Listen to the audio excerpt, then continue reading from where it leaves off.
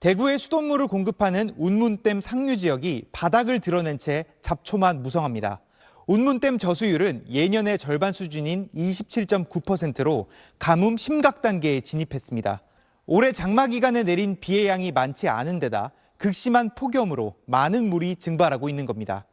특히 영남 쪽 기온이 높은 건 북태평양 고기압 가장자리를 따라 고온의 남서풍이 불기 때문입니다. 폭염의 주요 원인인 이 덥고 습한 공기덩어리 북태평양 고기압이 우리나라에 완전히 자리 잡으면서 올해 장마는 끝이 났습니다. 중부지방은 7월 1일부터 어제까지, 남부지방은 6월 30일부터 그제까지 평년보다 조금 짧은 26일 동안 장마가 이어졌는데 시작은 늦었지만 평년과 비슷한 시점에 끝나면서 본격적인 폭염이 시작됐습니다.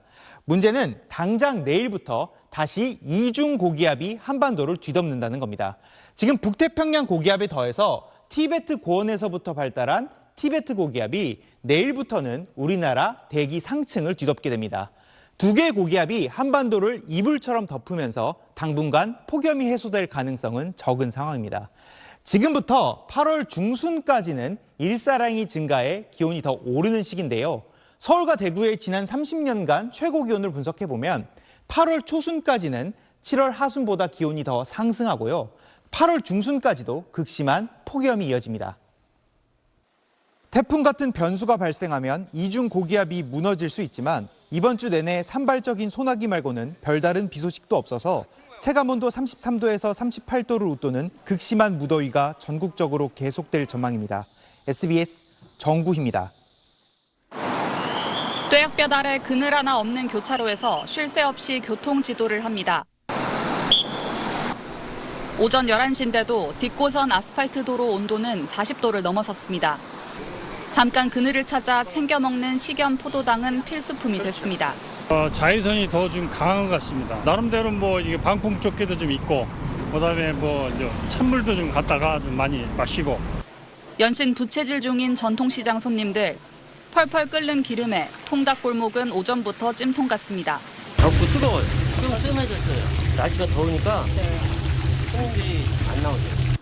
오늘 전국 곳곳에서 오전 10시 기온이 35도에 육박했습니다. 서울에서 아침 6시부터 오전 10시까지 발생한 온열 질환자는 올해 32명으로 지난해 같은 기간의 1.5배에 달합니다.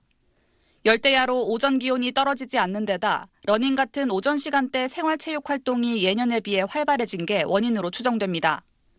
전국적으로 보면 올해 낮 12시부터 오후 5시까지의 온열 질환자는 47%, 아침 6시부터 오전 11시까지 환자도 23%나 됩니다.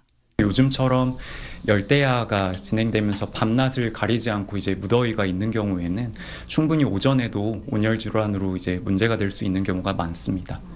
지난 23일엔 경남 고성에서 아침부터 밭일을 하던 90대 여성이 앞서 4일엔 오전부터 야외에서 풀베기 작업을 하던 외국인 노동자가 숨지는 등 온열 질환 인명 피해는 시간대를 가리지 않고 있습니다. SBS 박하정입니다. 한낮 기온이 38.1도까지 치솟은 전남 광양의 한 전통시장. 가만히 앉아 있어도 땀이 비오듯 쏟아지고 옷은 금세 흠뻑 젖습니다. 부엌에서 일을 해도 땀이 졸졸 나오고 이렇게 더운 날은 올해 진짜 너무 많이 더운 것 같아요. 한증막 같은 무더위, 일손 놓기 쉽지 않은 농민들에겐 치명적입니다. 최근 경남 사천에서 90대 남성이 논에서 쓰러져 숨진 채 발견되는 등 온열질환 사망사고도 잇따르고 있습니다. 오늘 대구가 39.2도, 경북 경주 39.1도, 전남 광양이 38.1도를 기록하는 등 남부지방 곳곳의 낮 최고 기온이 40도에 육박했습니다. 전남 광양과 대구, 경북, 경남을 중심으로 전국 총 14개 지역에는 폭염 중대경보가 발효됐습니다. 폭염 중대경보는 2008년 폭염특보 제도 도입 뒤 18년 만에 신설된 최상위 경보 단계로 일최고 체감온도가 38도 이상 또는 최고기온 39도 이상이 하루 이상 이어질 것으로 예상될 때 발령됩니다. 이번 더위에 어제까지 전국에서 1,399명의 온열질 환자가 발생했고 어제 하루 2명이 숨지는 등 전국에서 8명이 숨진 것으로 집계됐습니다. 폭염 피해가 커지자 정부는 폭염 재난 위기 경보를 최고 수준인 심각 단계로 격상하고 중앙재난안전대책본부 가동에 들어갔습니다. 윤호중 행안부 장관은 폭염으로 인한 인명피해 예방에 총력을 다하겠다며 낮 시간대 야외 활동을 자제하고 충분한 수분 섭취와 휴식을 취해 줄 것을 당부했습니다. SBS 윤나라입니다.